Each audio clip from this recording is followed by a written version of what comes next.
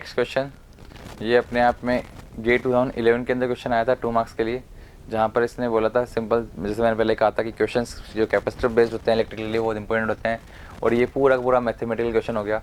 यहाँ पर partially field capacitor होता है क्वेश्चन, और ये काफ़ी कॉमन होता है। पार्शियली फिल्ड कैपेसिटर क्वेश्चन अलग अलग तरीके से हमेशा आया जा रहा है, कभी सिलेंड्रिकल बोल देता है, कभी स्फेरिकल बोल सकता है, कभी आपके लिए पैरेलल प्लेट तो बहुत बार पूछ ही चुका है वो। तो यहाँ पे वही एक क्वेश्चन मैंने लिया है। यहाँ पे देखिए पैरेलल प्लेट कैपेसिटर के अंदर यहाँ पर आपको जो कॉन्सेप्ट है वो पता होना चाहिए। ये जो पैरेलल प्लेट कैपेसिटर होता है इसके अंदर पार्शियली फिल्ड के 2 कॉन्सेप्ट हो सकते हैं। एक, मैं इसको हाफ एप्सिलॉन R1 से इस तरह से फिल कर दूं और एप्सिलॉन R2 से इस तरह से फिल कर दूं, तो आपको पता होना चाहिए कि इसका जो ओवरऑल कैपेसिटेंस है वो क्या होगा। तो ओवरऑल कैपेसिटेंस होता है C equivalent equals to C1 plus C2। क्यों, मैं मान लेता हूँ कि ये अपने आप में 2 कैपेसिटर के बराबर होगा, C1 जो कि अलग मीडियम एप्सिलॉन R से बना हुआ है और C2 जो अलग मीडियम एप्सिलॉन R2 से बना हुआ है, और ये दोनों पैरेलल में है। क्यों, क्योंकि आप ज़रा ध्यान से देखिए कि ये जो कैपेसिटर है ये पैरेलल में लगे हुए हैं, इन दोनों के पॉइंट जो है सेम वायर पे कनेक्टेड है, इधर भी सेम वायर पे कनेक्टेड है, तो ये पैरेलल में है। और अगर ऐसा है तो C इक्विवेलेंट निकालना बहुत आसान है, C1 प्लस C2 पैरेलल में ऐड करना बहुत आसान होता है ना। अब ये इक्विवेलेंट कैपेसिटेंस आपको अगर मिल गया एक बार के लिए तो बस, और ये तो केस 1 हुआ। और अगर केस 2 की हम बात करें तो अगर यही कैपेसिटर इस तरह से फिल किया था, एप्सिलॉन R1 मीडियम इस तरह से ले लेता, एप्सिलॉन R2 मीडियम इस तरह से ले लेता, तो मैं यहाँ पर सीरीज में ले लेता C1 और C2 को 2 अलग अलग कैपेसिटर में ब्रेक करके, और फिर इनका इक्विवेलेंट निकालता, तो मैं क्या मिलता, C1 C2 upon C1 plus C2। अब ध्यान रहे बस इनका C1 C2 कैसे निकालेंगे आप। C1 निकालते हो तो इस वाले केस में C1 की वैल्यू क्या होगी, अगर एरिया पहले A था तो अब एरिया A/2 हो चुका है, तो epsilon R1 into epsilon not A/2 upon D, distance same ही है। सेम कहानी इसके लिए, एरिया आधा हो गया, डिस्टेंस सेम ही है। बट इन केस के अंदर जब C1 निकालेंगे आप तो यहाँ पर एरिया सेम है पर डिस्टेंस आधी चुकी है, तो D/2 D/2। तो वो जो भी डिस्टेंस का गेम है आपको यूज में लेना है। यहाँ मैंने 2 लिए हैं मीडियम, कुछ लोग 3 ले लेते हैं, 1/3 1/3 1/3 पे, ऐसे 1/3 1/3 1/3 पे। तो सेम कॉन्सेप्ट को यूज में लेके आपको सवाल को सोल्व करना आना चाहिए।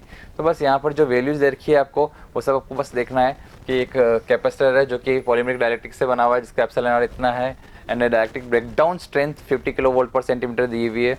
The permittivity of free space is 8.85 पिकोफैराडे पर मीटर।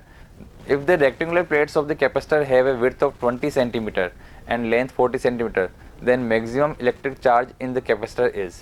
अच्छा, ये क्वेश्चन थोड़ा सा और अलग है। इसके अंदर इसने बोला कि अगर ब्रेकडाउन स्ट्रेंथ भी देखिए आपको तो क्या कहानी होने वाली। तो अब की बार ये पार्शियली फिल्ड की कहानी नहीं है, इसमें सिर्फ जो ब्रेकडाउन स्ट्रेंथ है वो कहानी भी आपको इसमें ऐड करके है। आपको बस पता होना चाहिए कि किसी भी कैपेसिटर क्या ब्रेकडाउन होने की एक लिमिट होती है कि एक लेवल से ज़्यादा वो वोल्टेज अपने ऊपर ले नहीं सकता। क्यों, जितना वोल्टेज बढ़ा रहे हो उतना इसके अंदर इलेक्ट्रिक फील्ड बढ़ता जा रहा है, और वो एक लेवल से ज़्यादा फील्ड को ले नहीं पाएगा, झेल नहीं पाएगा उसको, वहाँ उसका ब्रेकडाउन हो जाएगा, वो जल जाएगा वहाँ पे। तो ऐसे केस के अंदर हमें बस ये जानना है कि अगर ब्रेकडाउन स्ट्रेंथ इसकी इतनी सी है तो मैक्सिमम कितना चार्ज अपने अंदर स्टोर कर सकता है। तो आप कैसे बता सकते हैं, आपको बस पहले पोटेंशियल निकालना चाहिए। पैरेलल प्लेट के अंदर आपको ये पता होना चाहिए कि जो इलेक्ट्रिक फील्ड E होता है वो V/D होता है। आपको इलेक्ट्रिक फील्ड E दे रखा है किलो वोल्ट पर सेंटीमीटर के अंदर, तो आपको पोटेंशियल निकालना है V equals to E into d करके। एक बार ये इलेक्ट्रिक फील्ड मिल गया, डिस्टेंस D भी दे रखी है आपको कि इन दोनों प्लेट्स के बीच की डिस्टेंस कितनी है। तो दोनों प्लेट्स के बीच के अंदर जो डिस्टेंस है, विड्थ आपको दे रखी है और लेंथ आपको 40 सेंटीमीटर दे रखी है। तो सबसे पहले तो ये जो डिस्टेंस है इसको आप D रखिए, यहाँ पर डिस्टेंस को आप हमेशा इसके अंदर D ही रखिएगा। और अब हम बोल सकते हैं कि जो चार्ज है Q इक्वल टू क्या होना चाहिए, C इंटू V। C आपके पास जो निकालना है कैपेसिटेंस की वैल्यू, उसके लिए आपको सारी वैल्यू दे रखी है इसने।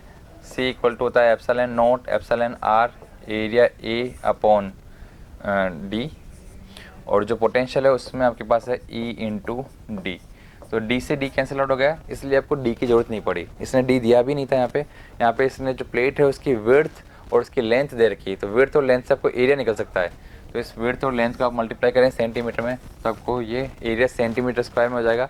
ऐसे ही आप इसका भी इलेक्ट्रिक फील्ड सेंटीमीटर में रखें तो आपको पता है कि सारा काम धाम जो हो रहा होगा वो सेंटीमीटर के अकॉर्डिंग मैनेज हो जाएगा। और जो एप्सिलॉन नॉट एप्सिलॉन आर है, एप्सिलॉन नॉट की जो वैल्यू है यहाँ पर इसने पिको फेराडे पर मीटर में दे रखी है। तो इसको भी या तो सेंटीमीटर बदलें ताकि आपका सब कुछ काम सेंटीमीटर में चलेगा।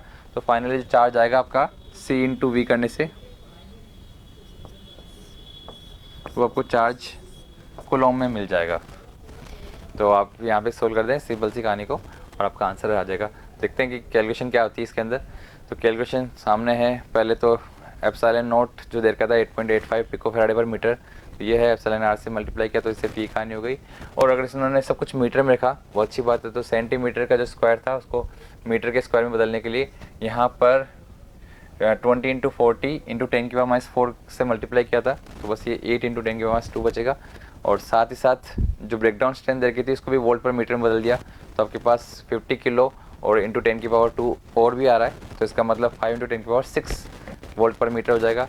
ये वोल्टेज आपके सामने है, आपके पास कैपेसिटेंस निकालने का तरीका पता है आपको, epsilon not a upon epsilon A by D, और डी डिस्टेंस आपको पता है, दोनों में कैंसिल आउट होगी, यहाँ पे भी डी है उधर भी डी है, तो बस फिर सब कुछ आपके सामने डी से डी कैंसिल आउट होने के बाद सारा फॉर्मूला रख के आंसर जो आ रहा है वो 8 माइक्रो कूलम्ब है।